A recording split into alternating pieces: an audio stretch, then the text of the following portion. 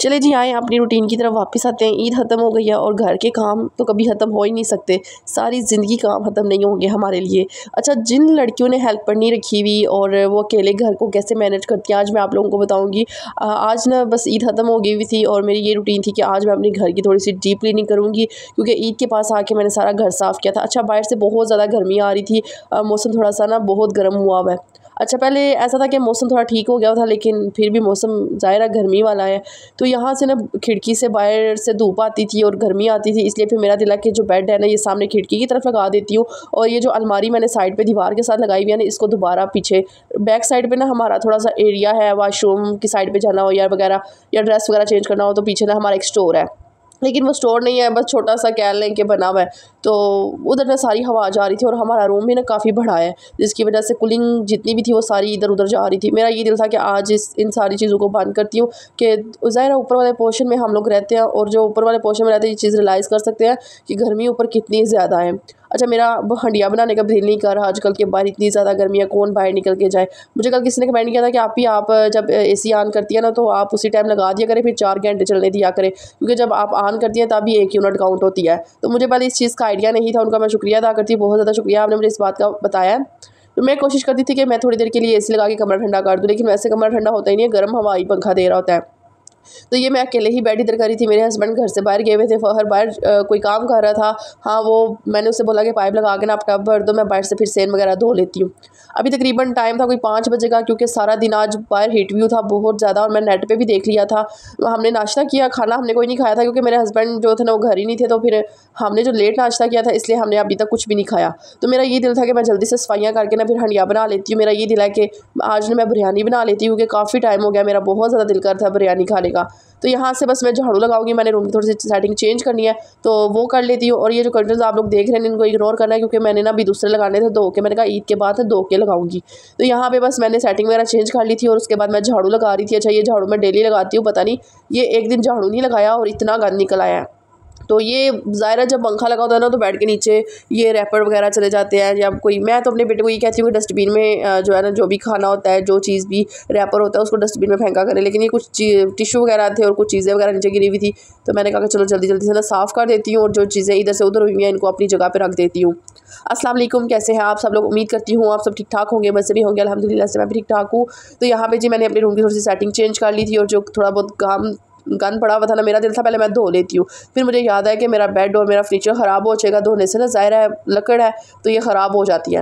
नीचे से खैर हमारा फर्नीचर इतना ख़राब नहीं हुआ, लेकिन फिर भी एक डर खौफ होता है ना, तो मैंने कहा चलो मैं पहले झाड़ू लगा लेती हूँ, उसके बाद मैं आराम से मोप वगैरह लगा लूँगी। और इस स्टैंड में मैंने एक साइड पे रखा हुआ था, जो चीज़ इधर से उधर हुई हुई थी ना, तो मैंने कहा कि चलो मैं इनको वापस लगा देती हूँ, क्योंकि गर्मी बहुत ज़्यादा थी और जल्दी जल्दी से मैं जितनी कोशिश कर रही थी कि काम जल्दी से ख़त्म हो जाए तो बेहतर है। अच्छा, कल मुझे एक कमेंट आया हुआ था कि आप भी हमारे घर ना किसी ने गोश्त नहीं भेजा, और एक हमसायों ने गोश्त भेजा और उसमें भी उन्होंने छिचड़ा थोड़ा सा भेजा हुआ था कि इतना रोना आया। यकीन करें कि वाकई में ऐसे लोग होते हैं। मैं वो कल मेरी बात करी थी, वो कहती है आप ही आपके घर तो फिर मायके से कहीं ना कहीं से गोश्त आ गया, लेकिन हमारे घर में किसी ने भेजा तक नहीं है। तो मुझे बहुत ज़्यादा दुख हुआ था उनका कमेंट पढ़ के, और उन्होंने कमेंट डिलीट कर दिया था, कहती थी शायद हमारी कोई प्राइवेसी है या कोई भी। तो मैंने उनका जवाब दिया, मैंने कहा कोई बात नहीं, अल्लाह ताला आपको अपना देंगे, अल्लाह ताला ने आपको 2 टाइम की रोटी खाने के लिए दी है ना, आप बस अल्लाह का शुक्र अदा करें।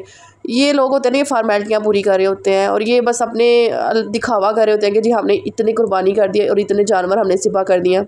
ऐसे लोगों के दिल में ज़रा सा रहम नहीं होता। मैं पता क्या करती हूँ, मैंने अपने माइंड में एक चीज़ सोची हुई है कि जब अल्लाह ताला ने मुझे इस काबिल किया ना कुर्बानी के, तो मैं ये करूँगी कि जितने रिश्तेदार हैं जो ख़ुद कुर्बानी करवाते हैं उनके घर में कभी गोश्त नहीं भेजूँगी। हाँ, मैं ये कोशिश करूँगी अपने इर्द गिर्द देखूँगी कि कौन ऐसा बंदा है जिसने कुर्बानी नहीं करवाई, जिनके घर सब्ज़ी पकड़ी है, दाल पकड़ी होगी। मैं हमारे ना इधर एक साइड पे बहुत ज़्यादा गरीब लोग रहते हैं, तो कोशिश करूँगी वहाँ पे पैकेट बना के ले जाऊँ, अपने हस्बैंड को बोलूँ वहाँ पे दे आए जाके। ये बेहतर होता है यार, आपने किसी को देना है तो कम से कम अच्छी चीज़ देना, कि किसी को आप छिछरा डाल के थोड़ा सा, और वो कह रही थी पता नहीं फेफड़े दे रहे थे और थोड़ी सी वो, तो कैसे कैसे लोग होते हैं। यकीन करें मुझे वाकई में दिल से बहुत ज़्यादा अफसोस हुआ था।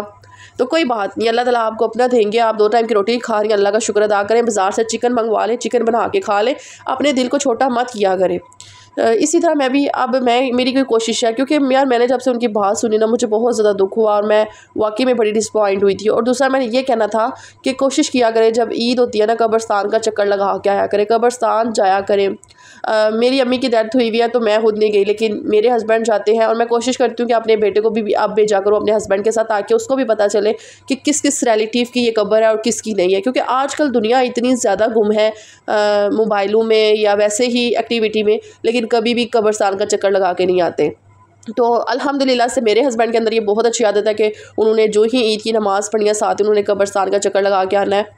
तो ये बेस्ट होता है। बेशक गर्मी है, सर्दी है, लेकिन यार अपने प्यारों को मिल के आया करें। उन प्यारों ने हमारे लिए बहुत सारी कुर्बानियाँ दी होती हैं और इसी खुशी के मौके पे उनको याद किया करें और सुबह उठते ही सूरत यासीन उनके लिए पढ़ दिया करें, उनके लिए फातिहा कह दिया करें। तो यही हमारे लिए एक बेस्ट तरीका है।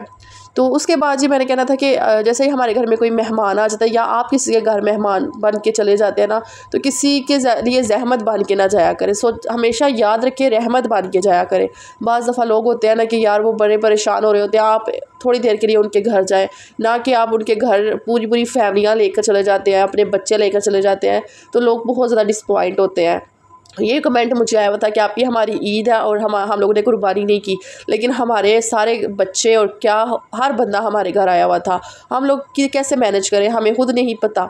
तो ये बात मैंने आज क्लियर करनी थी। अभी आपको समर वेकेशन हो रही है, कोशिश करें अपने बच्चों को अपने घर रखें, अपनी नज़रों में रखें। आजकल का कोई दौर नहीं है कि आप ये करें कि अपने बच्चों को किसी रिलेटिव के घर भेज दें, वो वक्त गुजर गया है। ठीक है, कोशिश करें आप अपने बच्चों को अपनी नज़रों में रखें, अपने घर रखें, ताकि ना कि किसी दूसरे बंदे को जाके तंग करें।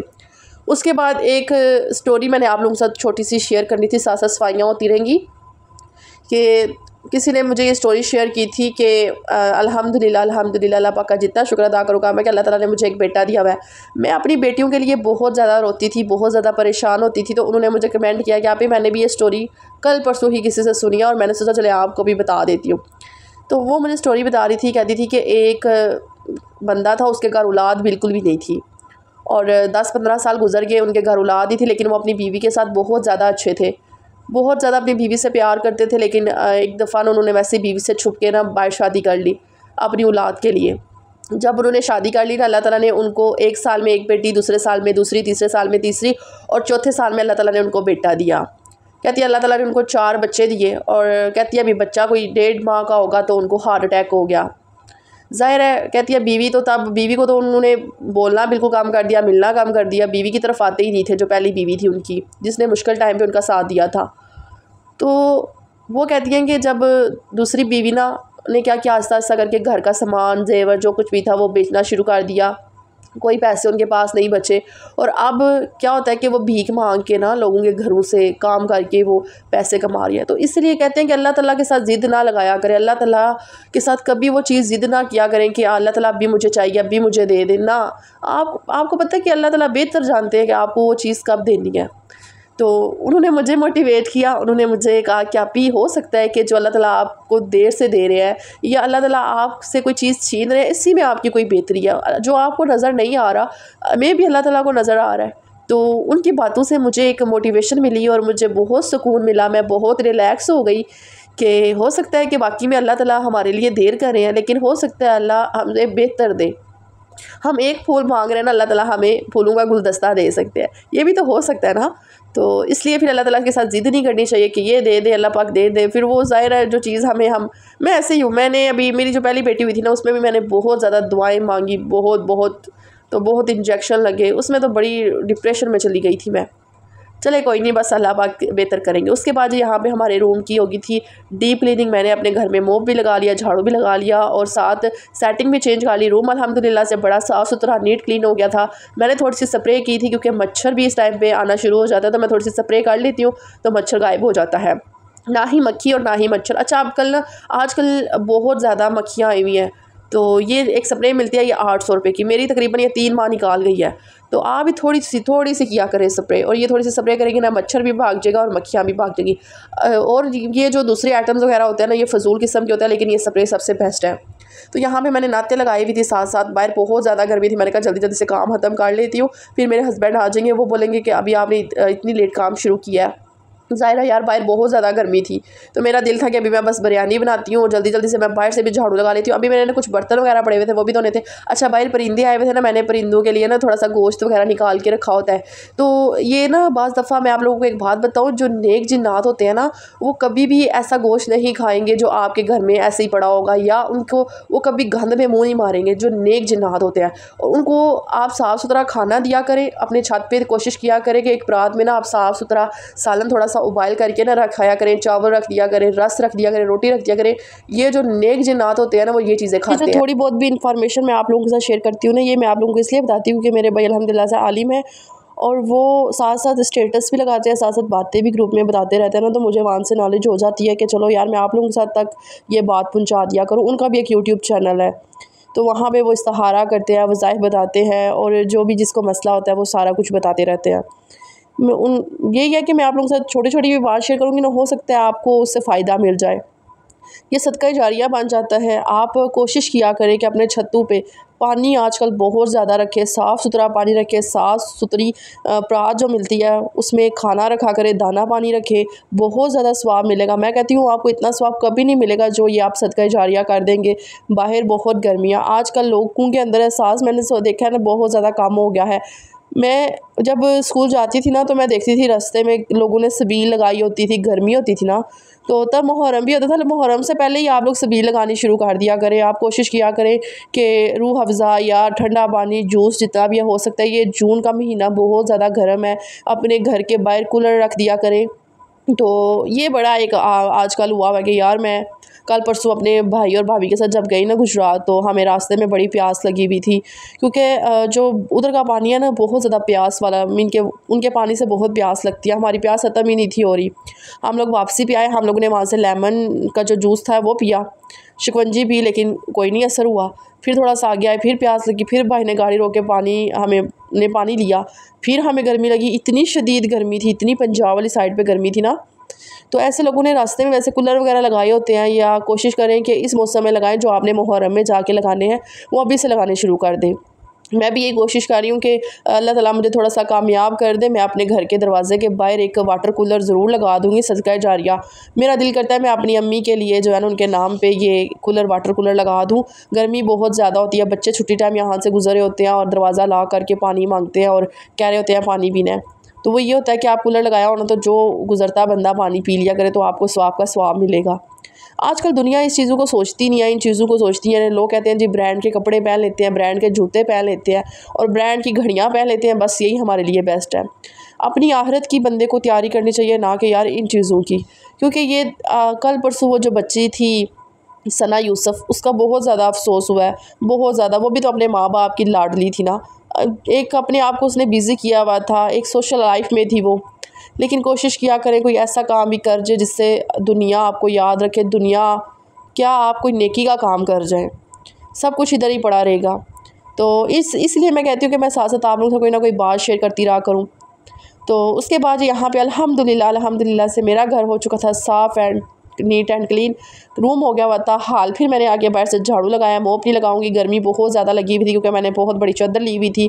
मैंने व्लॉग बनाना था, तो सो इस वजह से, वरना मैं चादर वगैरह नहीं लेती घर में। फिर बंदा नमाज के लिए वो चादर ले लेता है। सो उसके बाद जी यहाँ पे फाइनली मेरे हस्बैंड भी आ गए थे। मैं किचन साफ़ करी थी। अब हंडिया बनाने का मूड है मेरा कि चलो पुलाव बना लेते हैं या बिरयानी बना लेते हैं। पहले मैं पूछूंगी ना अपने हस्बैंड से कि उन्होंने क्या खाना है। अगर वो तो बोलेंगे बिरयानी बना लो, तो चलो मैं बिरयानी बना लूँगी। हो सकता है वो फ्रेंड के साथ खाना वगैरह खा के आए हो, फिर ना ज़रूरत पड़े। तो बस बाहर से मुझे जाके सेहन धोना है और जाके मोटर लगवाती हूँ नीचे बाहर बहुत ज़्यादा गर्मी है ना, तो फिर मेरा दिल था कि आज नीचे से मोटर लगवा के ना, तो बाहर थोड़ा सा पौधों को भी पानी डालती हूँ और उसके बाद जो है ना मैं बाहर सेहन भी धो लेती हूँ। जी, मुझे दुआओं में याद रखिएगा। इंशाल्लाह मिलेंगे एक अच्छी सी वीडियो के साथ। ओके जी, खुदा हाफिज़।